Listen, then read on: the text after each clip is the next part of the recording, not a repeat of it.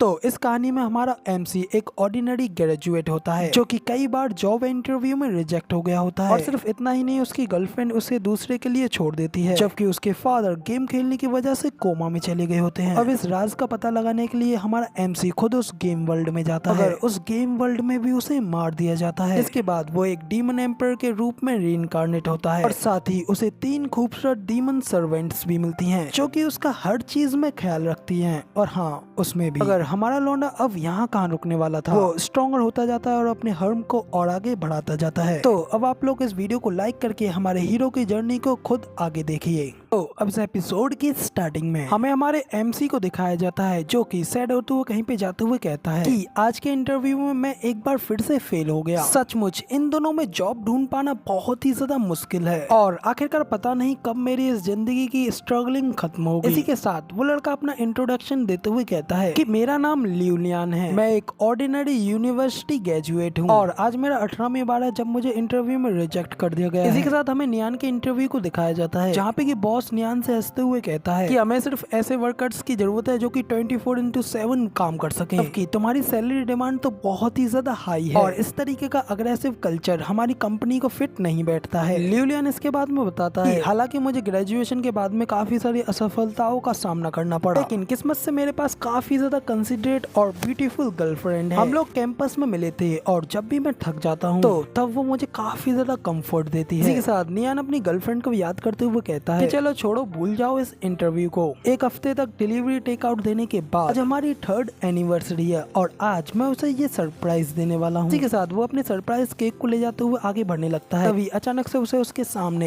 एक dancing car दिखती है और डांसिंग कार का मतलब तो आप जानते ही होंगे, आप लोगों ने पीके पिक्चर अच्छी तरीके से देखी होगी। तो उस डांसिंग कार में से एक लड़की की आवाज आती है जो कि लड़की से कहता है तो बताओ मुझे, क्या मैं स्ट्रॉन्गर हूँ या फिर तुम्हारा बॉयफ्रेंड मुझसे ज्यादा स्ट्रॉन्गर है? लड़की कहती है कि चाओ डैडी, तुम ज्यादा स्ट्रॉन्गर हो। जबकि लड़की की वॉइस सुन करके हमारा नियान हैरान होते हुए कहता है ये आवाज तो मुझे सुनी हुई लग रही है। हमें उस डांसिंग कार के अंदर से एक लड़की को दिखाया जाता है जो कि खुद नियान की ही गर्लफ्रेंड होती है। वो खिड़की पे आते हुए कहती है कि मैं ये और नहीं सह सकती। इसी के साथ वो गाड़ी के अंदर वाले लड़के से भी कहती है कि लियूलियन मेरा बॉयफ्रेंड वो बाहर खड़ा है, लेकिन वो नियान की गर्लफ्रेंड की बात को इग्नोर करते हुए कहता है छोड़ो उसे, हम लोग कंटिन्यू करते हैं। इसी के साथ वो लोग नियान को इग्नोर करते हुए वहाँ पे लगे पड़े रहते हैं, जो देख करके नियान बहुत ही ज्यादा गुस्से में कहता है कि तुम एक विच हो, एक ट्रू विच हो। मगर तभी अचानक से उसका फोन आने लगता है। नियान उस फोन को देखते हुए कहता है कि आखिर मॉम इस टाइम पर कॉल क्यों कर रही हैं? नियान की कॉल उठाते ही उसकी मॉम उससे कहती है नियान तुम्हारे फादर की क्रिटिकल कंडीशन है, इसलिए जल्दी से सिटी हॉस्पिटल आ जाओ। नियान भी अपनी मॉम को शांत कराते हुए कहता है कि मॉम आप शांत हो जाइए, मैं अभी आ रहा हूँ। के साथ नियान उस केक को वहीं पर फेंकते हुए गुस्से में वहाँ से जाते हुए अपने मन में कहता है मैं इन कमीनों को बाद में देखूंगा। इसी के साथ हमें फर्स्ट सिटी हॉस्पिटल में नियान के फादर को दिखाया जाता है। वहीं पे डॉक्टर नियान की माँ से कहता है कि आपके हस्बैंड अभी कोमा में और वो डेथ के काफी ज्यादा करीब हैं, लेकिन अभी फिलहाल उनके वाइटल्स स्टेबल है और रिसेंटली इसी सिम्टम्स के हमारे पास काफी ज्यादा पेशेंट है, लेकिन अभी फिलहाल हमारे एक्सपर्ट्स को पक्का नहीं पता है कि आखिर सभी पेशेंट्स का कोमा में जाने का क्या कारण है। तभी वहाँ पे नियान आ जाता है और अपनी माँ से पूछता है कि आखिर डैड कहाँ है। तो नियान की मदर उसे बताती है कि तुम्हारे डैड और कोशियन अचानक से कोमा में चले गए हैं, आखिर हम लोग अब क्या करें? मैंने उनसे कहा था कि वो ज्यादा गेम ना खेले, लेकिन अब देखो क्या हुआ। जबकि उनकी साइड पे खड़ी लेडी भी उनसे कहती है मेरा बेटा भी उस गेम को खेल रहा था और वो भी कोलैप्स हो गया, जल्द ही इस यूजलेस गेम की रिपोर्ट करनी होगी। पुलिस ने बताया था कि इसके सर्वर विदेश में है और इसलिए इसको रोक पाना बिल्कुल ही इम्पॉसिबल है, और भले ही हम इस VR हेडसेट को तोड़ दें, लेकिन उसके अगले ही दिन वो नया हेडसेट दरवाजे पर अचानक से आ जाता है। नियान कहता है कि गेम, क्या ये एक गेम है? Survey of the world craft के बंद हो जाने के बाद मेरे डैड ने कहा था कि उनकी जॉब चली गई है, लेकिन फिर एक नया मोमो गेम ग्लोरी कॉन्टिनेंट शुरू हुआ। उन्होंने कहा था कि वो इस गेम को खेलेंगे और स्ट्रीम करेंगे ताकि वो कुछ पैसे कमा सके। इसी के साथ अगले सीन में हमें नियान को उसी VR हेडसेट के पास में दिखाया जाता है और अब नियान खुद इस गेम को खेल करके असलियत का पता लगाएगा। नियान कहता है कि इस गेम को खेलने के बाद में मेरे डैड और कोशियन डीप कोमा में चले गए, आखिर इस गेम में क्या सीक्रेट छुपा हुआ है, अब मुझे खुद इस मिस्ट्री को सॉल्व करना होगा। इसी के साथ नियान उस वर्चुअल रियलिटी गेम सेट को पहन लेता है। इसके बाद नियान के सामने एक विंडो ओपन होती है जिसमें कि लिखा होता है कि आपका ग्लोरी कॉन्टिनेंट में स्वागत है, और 5 घंटों के बाद नियान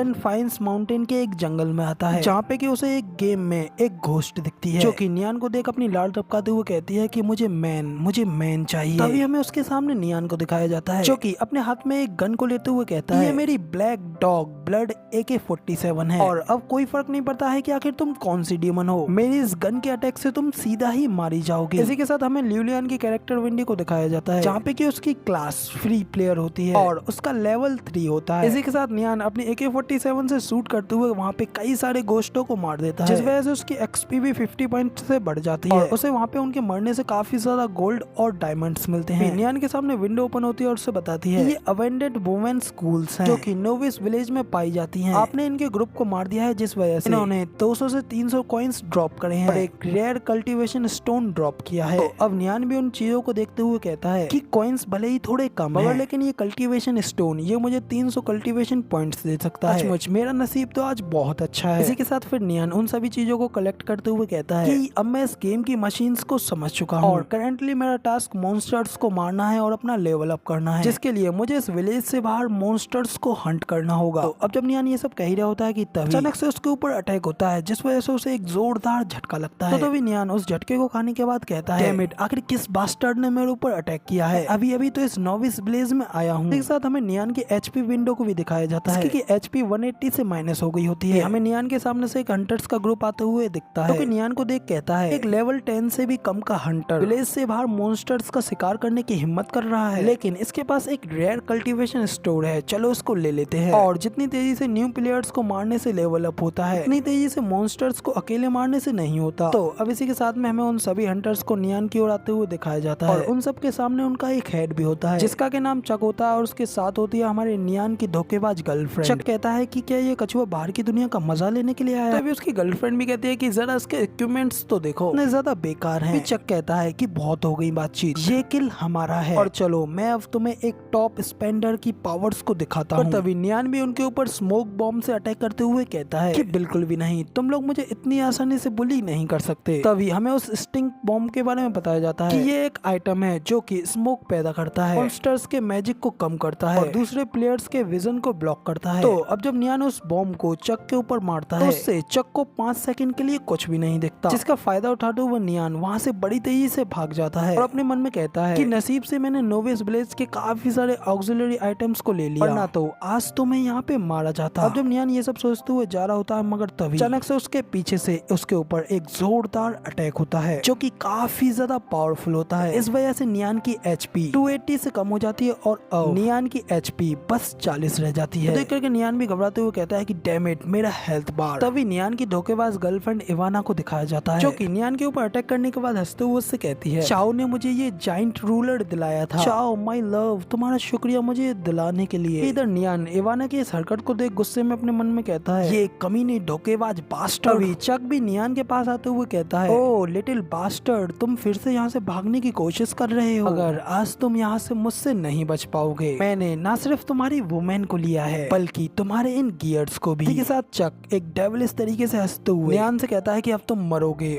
और जिसके बाद मैं तुम्हारे कॉइन्स और कल्टीवेशन स्टोन को ले लूंगा। अपना कहने के साथ ही चक नियान के ऊपर अपनी स्वॉर्ड से अटैक कर देता है। अभी उस अटैक को खाने के बाद नियान की HP 0 हो गई होती है और नियान वहीं पे पड़ा अपने मन में कहता है व्हाट द एफ, ये एक गेम है मगर आखिर ये दर्द बिल्कुल असली की तरह क्यों लग रहा है, मेरा हर्ट और मेरी विजन काम करना बंद कर रही है, ये बिल्कुल डेथ की तरह है। के साथ नियान की आंखें वहाँ पे बंद हो जाती हैं। बाद अगले सीन में जब उसकी आंखें खुलती हैं तो उसके सामने 2 बेहद ही ज्यादा खूबसूरत लड़कियां होती हैं जो कि उससे कहती हैं कि योर मैजेस्टी आप उठ गए, योर मैजेस्टी आप फाइनली वापस आ गए। ग्रीन हेयर वाली लड़की कहती है कि माय किंग वेलकम बैक। दूसरी वाली भी कहती है कि माय लॉर्ड काफी समय हो गया आपको देखे हुए, हम लोग आपको बहुत ज्यादा मिस कर रहे थे। के साथ उन लड़कियों के पीछे एक और लड़की आने लगती है। तभी नियान भी काफी ज्यादा हैरान होते हुए कहता है कि होली शिट, क्या मुझे अभी नूब्स विलेज में नहीं होना चाहिए, ये कौन सी प्लेस है और ये दोनों ब्यूटीफुल लड़कियां कौन हैं? देखने से एक प्लेयर तो बिल्कुल भी नहीं लग रही। इसी के साथ हमें उस तीसरी लड़की को भी दिखाया जाता है जो कि उन दोनों लड़कियों को साइड में करते हुए कहती है माय लॉर्ड, क्या आपको मैं याद हूँ? मैं सू दाजी, आखिरकार मैं एक बार फिर से आपके साथ नहा सकती हूँ। कहने के साथ ही दाजी अपने खजाने से एक बोतल को बाहर निकालती है। दूसरी वाली लड़की चिढ़ते हुए कहती है योर मैजेस्टी पास्ट लाइफ में आप दाजी को बहुत ही ज्यादा फेवर करते थे, इस टाइम हु जियामी आपको सर्व करेगी। और ग्रीन हेयर वाली लड़की नियान को मिरर दिखाते हुए कहती है कि ये माय माई लॉर्ड का रीबर्थ इवेंट है और मैं आपको फ्रेश अप होने में मदद करूंगी। तो अब जब नियान शीशे में अपने फेस को देखता है तो वो अपने चेंज हुए फेस को देखकर काफी ज्यादा शॉक हो गया होता है और चिल्लाते हुए कहता है कि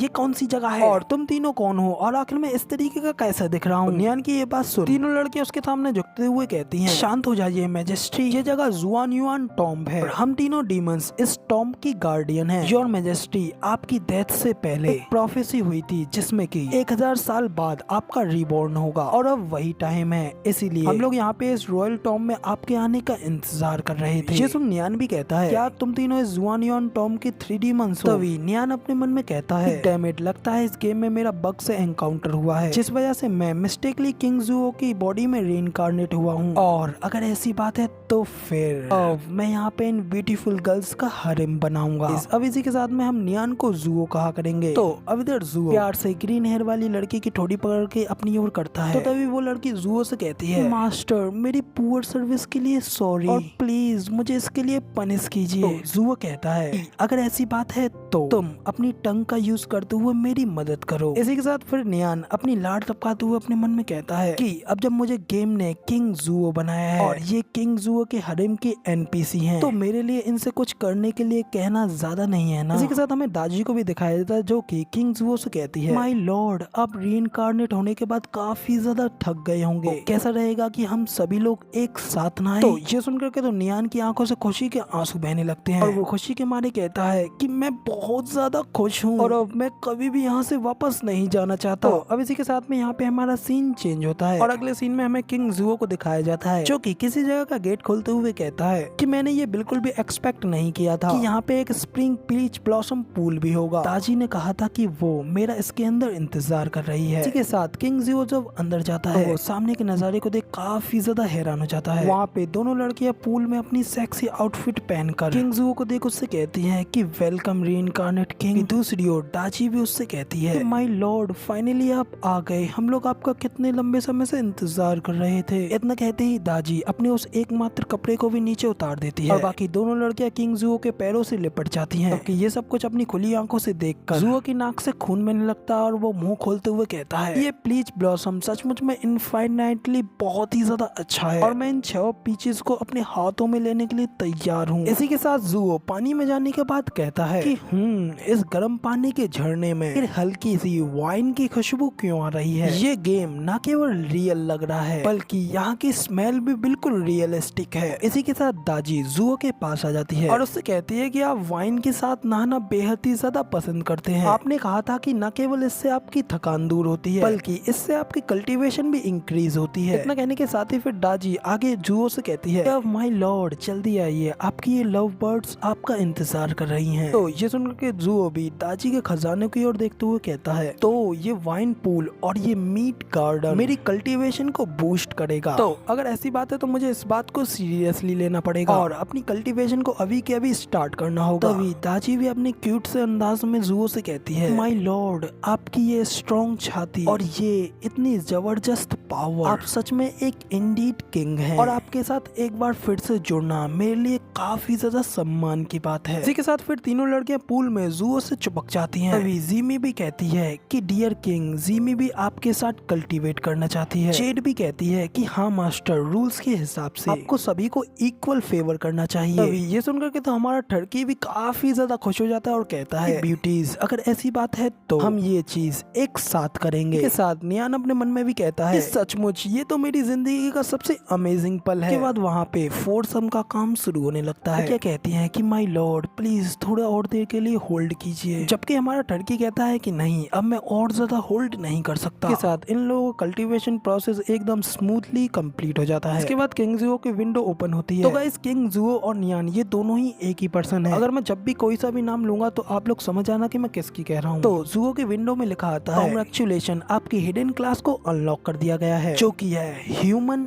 एम्पर। इसी के साथ एक और विंडो में जुओ को बताया जाता है कि कांग्रेचुलेशन, आपने वाइन पूल और मीट गार्डन कल्टीवेशन सीक्रेट मेथड को सीख लिया है। इस मेथड से डुअल कल्टीवेशन करने के बाद 72 घंटों के लिए आपकी कल्टीवेशन स्पीड डबल हो जाएगी। एक और विंडो में जुओ को बताया जाता है कि कांग्रेचुलेशन ने waste not want not cultivation secret method को भी सीख लिया है, जिसके के बेसिक लेवल मेथड पर आप इंस्टेंटली समय बर्बाद किए बिना मैजिक ट्रेजर को 3 बार एक्टिवेट कर सकते हैं, मगर यूज करने के बाद वो ट्रेजर अपने आप ही डिस्ट्रॉय हो जाएगा। तो अब इन सभी विंडोज को देखने के बाद नियान भी खुश होते हुए अपने मन में कहता है कि सिर्फ एक ही रात में हिडन क्लास अनलॉक हो गई और मुझे नई नई स्किल्स भी मिल गई, लेकिन ये जो कुछ भी मैंने किया वो सब कुछ बिल्कुल रियल की तरह महसूस हो रहा था, यहाँ तक कि इस सब की वजह से मैं ऑलमोस्ट एग्जॉस्टेड भी हो गया। अब इसी के साथ अगले सीन में हमें दिखाया जाता है जेड जुओ के पास आती है और उससे कहती है माय लॉर्ड, कुछ बहुत ही गलत हुआ है। बाओ अपने साथ कुछ लोगों को हमारे इस जियान युआन टॉम्ब की ओर ला रहा है और वो जुआन प्लेस पर हमारी सिस्टर से किसी मैटर पर डिस्कस करने के लिए आया है। तो जुओ भी कहता है कि सैन गोनबाओ वही ना जो दाओ को फॉलो करने के बारे में कहता है और गॉड के पास में रहने के लिए कहता है। तो तभी जीमी भी जुओ को बताती है योर मैजेस्टी, सैन गोबांग कोई अच्छा पर्सन नहीं है, वो ना केवल सेलेस्टियल रिल्म का ट्रेटर है बल्कि वो डीमन सेक्ट से भी जुड़ा हुआ है, और अगर उसको पता चला कि आप यहाँ हैं तो कौन जानता है कि वो क्या करेगा। तो तभी वहाँ पे हमारे सूडाजी भी आते हुए कहती है कि माय लॉर्ड, अब मैं अपनी कंसीलमेंट टेक्निक का यूज करने वाली हूँ, आप प्लीज जुआन प्लेस तक मुझे फॉलो करते रहें। इसी के साथ दाजी अपनी Honey pot treasure refining technique का यूज करते हुए किंग जुओ को अपने 2 अनमोल रत्नों के बीच में रख लेती है। जुओ भी काफी ज्यादा खुश होते हुए कहता है कि ये स्पेल तो बहुत ही ज्यादा अमेजिंग है, इसने न केवल मेरी बॉडी को इस ऑर्नामेंट में डाल दिया है बल्कि इसने मेरे ऑरा को भी कम्प्लीटली कंसील कर दिया है। तो तभी जेड भी दाजी से कहती है सिस्टर, अब आप जल्दी से जुआन प्लेस में चले जाइए वरना सैन गोबांग बहुत ही ज्यादा सस्पिशियस हो जाएगा। तो अब इसी के साथ में हमें अगला सीन जुआन प्लेस का दिखाया जाता है जहाँ पे कि दाजी सैन गोबांग के पास में आती है। तभी अपनी चेयर पे बैठा सैन गोबांग दाजी से कहता है कि सू दाजी, काफी समय हो गया तुम्हें देखे हुए। दूसरी ओर दाजी जब गोबांग को किंग जुओ के थ्रोन के ऊपर बैठे हुए देखती है तो वो काफी ज्यादा गुस्से में उसके ऊपर हमला करने के लिए जाते हुए उससे कहती है कि सैन गोबांग, तुमने एक बार किंग को असिस्ट किया था, ये थ्रोन हमारे किंग का है, इसलिए अपनी बाउंड्रीज को ज्यादा आगे मत लाओ। और तभी दाजी के अटैक को रोकने के लिए गोबांग का एक सोल्जर उसके सामने आ जाता है कि सिर्फ एक मामूली सी फॉक्स डीमन की इतनी ज्यादा हिम्मत कि वो इस डीमन रिल्म के नए किंग के ऊपर हमला करने के लिए जा रही है। और दाजी भी उस सोल्जर से कहती है कि क्या एक चींटी मुझे अब रोकेगी। वे इतना कहकर के दाजी अपने अटैक से उस सोल्जर को दूर फेंक देती है, जबकि दूसरा वाला सोल्जर घबराते हुए दाजी से कहता है कि रुको रुको, ह्यूमन एसेंस को हार्वेस्ट करने के लिए डाओस्ट सैन ने इस गेम के ऑपरेशन को अपने हाथों में ले लिया है, इसलिए तुम्हें डाओस्ट सैन की बातों को सुनना होगा, इसलिए शांत हो जाओ, इतना ज्यादा रूड मत बनो और देखो कि डाओस्ट सैन क्या कह रहे हैं। इस गेम के ऑपरेशंस को अपने हाथों में लेने की बात सुनकर ज्ञान भी दाजी के संतरों के बीच में से हैरान होते हुए कहता है कि क्या गेम ऑपरेशन के बारे में, तो कोई नॉर्मल एनपीसी नहीं है जो कि गेम के बारे में कह सकता है। दाजी सीधा उन लोगों से कहती है कि तो फिर जल्दी से कहो तुम क्या कहना चाहते हो। तो गोबांग दाजी से कहता है कि सू दाजी, एम्परर जियान की सोल को डिसअपियर हुए हजारों साल हो गई हैं, लेकिन फिर भी अब भी तुम उसका इंतजार कर रही हो, लेकिन अब बहुत हो गया, अब सीधा मुद्दे की बात पर आते हैं। इसी के साथ फिर गोबांग अपने मन में भी कहता है कि इस फॉक्स ने हजारों सालों तक सरप्रेस्ड होने के बावजूद भी अपनी कल्टीवेशन को बर्बाद नहीं होने दिया है, इसलिए हमें उसे जीतने का प्रयास करना चाहिए। इसी के साथ सिस्टम वॉइस ओवर हमें बताता है क्योंकि प्रिमोडियल लॉर्ड ऑफ हेवन ने गॉड्स का निर्माण फिर से शुरू करने का फैसला लिया, तो उन्होंने और जियांग जियांग ने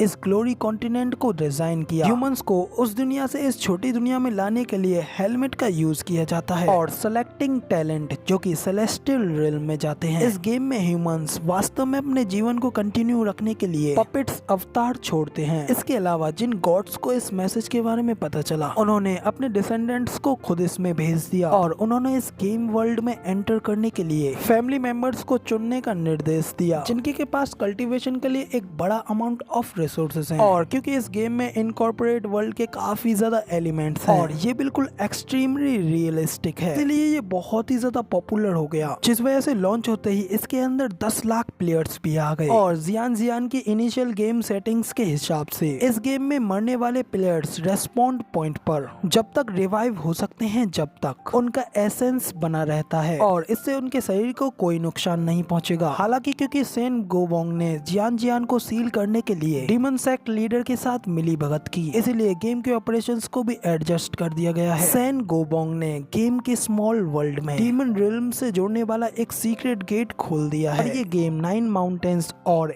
8 सील पर बेस्ड है, जिसमें की पहली लेयर है आयरन फिन्स माउंटेन, इसकी हाईएस्ट लेयर है माउंट सुमेरु और इस छोटी सी दुनिया के अपर एरिया में बेटर कंट्रोल के लिए सैन गोबांग ने इस गेम वर्ल्ड की रक्षा के लिए 7 डीमंस ऑफ मेशान, डूब, सुबा डायोस और जिनलिंग होली मदर को इनवाइट किया और इसी वजह से 80% प्लेयर्स फर्स्ट लेयर यानी कि आयरन फिंस माउंटेन पर ही हैं और सिर्फ 20% ही सेकंड लेयर एलिफेंट माउंटेन तक पहुंच पाए हैं। हालांकि उन लोगों का सामना ऑलरेडी एम्ब्यूज से हो चुका है और कई सारे हमारी डेंजन में कैद हैं। वहीं पे उनके एसेंस को उनके अंदर से निकाला जा रहा है। इसके बाद फिर गोंगबाओ आगे कहता है कि जियांगजिया सील और मेरी डिजाइन की वजह से प्रिमोर्डियल लॉर्ड ऑफ हेवन पिछली 1000 सालों से सेक्लूजन में है। हमारे पास यूनिवर्स के सभी ह्यूमंस को इस छोटे से गेम वर्ल्ड में ट्रांसपोर्ट करने के लिए और उनके एसेंस को निकालने के लिए काफी समय है। वो एसेंस हमारी पावर्स को ग्रेटली तरीके से इनहेंस करते हैं जिससे हम बैरियर्स को तोड़ देंगे और इससे डीमन सेक्ट लीडर के इन तीनों रिल्म्स का एकजुट जुड़ जाने का सपना पूरा हो जाएगा। तो अब इधर गोबोंग की ये सारी बातें सुनने के बाद हमारा लू लियान काफी ज्यादा घबरा गया होता है और हैरानी से अपने मन में कहता है कि क्या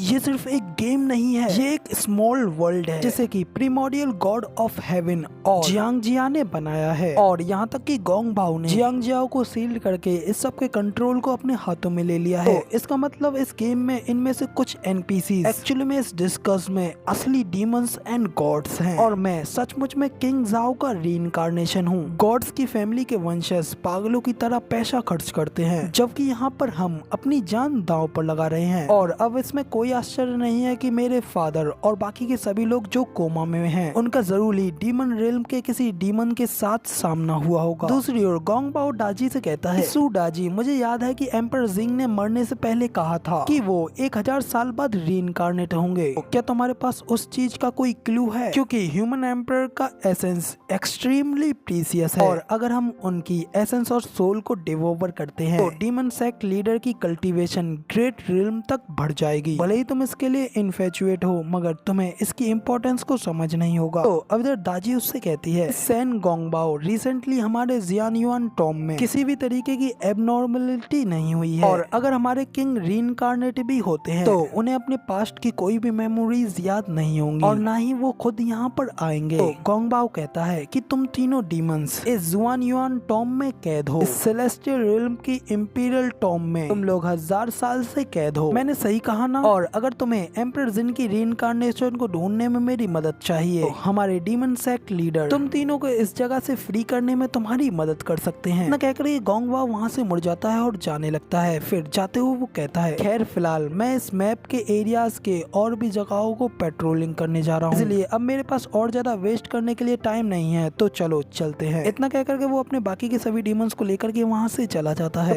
तभी दाजी भी कहीं दूसरी जगह पर जाकर के जुओ को बाहर निकालती है। तभी जुओ भी बाहर आते हुए अपने चैन की सांस लेता है और कहता है, अब हम सैन गोंगबाओ और उसकी मीशान के 7 डीमंस को इस गेम को और ज्यादा कंट्रोल नहीं करने दे सकते, वरना न केवल यहाँ पर लाखों लोग मरेंगे बल्कि डीमन रेल्म हमारे वर्ल्ड से भी जुड़ जाएगी। मुझे प्रॉपर्ली कल्टीवेट करने के लिए ह्यूमन एम्पर का यूज करना होगा, अपने फादर को बचाना होगा, जियांगजिया को ढूंढना होगा और सैन गोंगबाओ की कॉन्स्पिरेसी को रोकना होगा। तो अब इधर किंग जाओ की ये सारी बातें सुनने के बाद में तीनों लड़कियां उसके सामने झुक जाती हैं। पहले डाजी उससे कहती है कि किंग के साथ फिर से जुड़ पाना काफी ज्यादा हार्ड है, लेकिन सू डाजी अपनी डेथ तक आपको प्रोटेक्ट करेगी। तभी बाकी की दोनों भी कहती हैं कि हाँ, हम मरते दम तक आपकी सेवा करने का वादा करते हैं। तभी सू डाजी अपने पास से गोल्डन जेड सील बाहर निकालती है और जुओ से कहती है कि योर मैजेस्टी, ये आपकी प्रीवियस लाइफ का गोल्डन जेड सील आर्टिफैक्ट है, इसे सिर्फ ह्यूमन एम्पर की ब्लड लाइन से ही खोला जा सकता है, तो प्लीज आप जरा इसे देखिए। किंग जाओ भी उस आर्टिफैक्ट को लेते हुए कहता है कि ये किंग जाओ का रेलिक है और मैं काफी ज्यादा उत्सुक हूँ कि आखिर इसके अंदर किस तरीके का ट्रेजर होगा। तो तभी डाजी कहती है कि माय लॉर्ड, जल्दी से कहिए मैं ह्यूमन एम्पर हूँ, जेड सील ओपन हो जाओ। तो किंग जाओ भी कहता है कि ठीक है, मैं समझ गया। इसी के साथ वो कहता है कि मैं ह्यूमन एम्पर हूँ, ओपन द जेड सील। तो अब किंग जुओ के इतना कहते ही वो जेड सील खुलने लगती है और तभी उसके अंदर से काफी ज्यादा गोल्डन कलर की एनर्जी बाहर निकलने लगती है। किंग जुओ उस जेड सील को छूने के लिए अपना हाथ बढ़ाते हुए कहता है कि किंग जुओ की जेड सील अब ओपन हो रही है, आखिर इसके अंदर क्या है। गाइस, अब उधर नियान के इतना कहने के साथ ही हम ये वाले एपिसोड के यहीं पे खत्म करते हैं और अब आप लोग कमेंट करके मुझे जरूर बताना कि आपको ये वाली सीरीज कैसी लगी और अगर अच्छी लगी हो तो वीडियो को लाइक करना बिल्कुल भी मत भूलना। बाकी मैं देखूंगा अगर इसका रेस्पॉन्स कम से कम 3K लाइक और 20K व्यूज आता है तो मैं इंस्टेंटली इसके अगले पार्ट को बना करके भी अपलोड कर दूंगा। इसलिए ज्यादा से ज्यादा लाइक करना और चैनल पर नए हो तो चैनल को सब्सक्राइब जरूर से कर लेना।